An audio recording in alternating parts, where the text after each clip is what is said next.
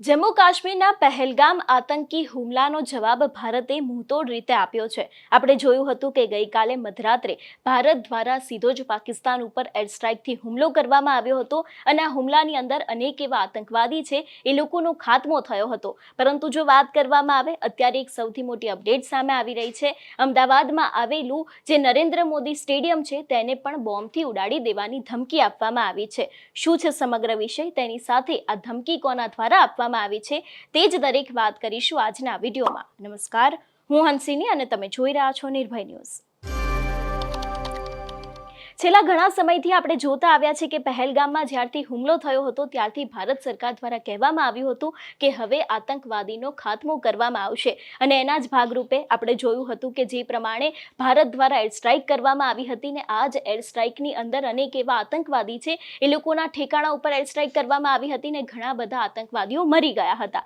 પરંતુ જો વાત કરવામાં આવે નરેન્દ્ર મોદી સ્ટેડિયમ વિશેની, તો અત્યારે હાલ નરેન્દ્ર મોદી સ્ટેડિયમને બોમ્બથી ઉડાવી દેવાની ધમકી મળી છે. પાકિસ્તાનના નામથી એક ગુજરાત ક્રિકેટ એસોસિએશન છે તેમને મેલ મળ્યો હતો.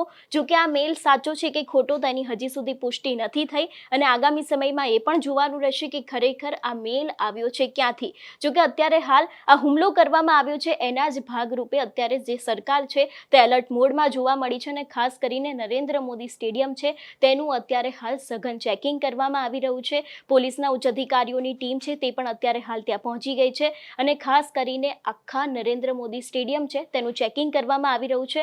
આગામી 14 તારીખની જો વાત કરવામાં આવે તો અત્યારે હાલ આઈપીએલની મેચ ચાલી રહી છે અને તેના જ ભાગરૂપે અમદાવાદના નરેન્દ્ર મોદી સ્ટેડિયમમાં પણ 14 મેના રોજ મેચ છે અને ક્યાંક તેને લઈને પણ અત્યારથી જ ચેકિંગની શરૂઆત કરી દેવામાં આવી હોય એવું પણ લાગી રહ્યું છે. કારણ કે પહેલગામમાં જે હુમલો થયો હતો એ હુમલાનો ભારત દ્વારા જવાબ આપવામાં આવ્યો હતો અને જવાબ આપતાની સાથે આજે વહેલી સવારથી ક્યાંક ભારત સરકાર હોય કે પછી ગુજરાત સરકાર હોય તે એક્શન મોડમાં જોવા મળી છે અને તેને જ ભાગરૂપે જ્યારે અમદાવાદના નરેન્દ્ર મોદી સ્ટેડિયમમાં તેને બોમ્બથી ઉડાવી દેવાની ધમકી આપવામાં આવી છે તેને જ લઈને અત્યારે હાલ પોલીસ દ્વારા ચેકિંગ છે તેની શરૂઆત કરવામાં આવી છે.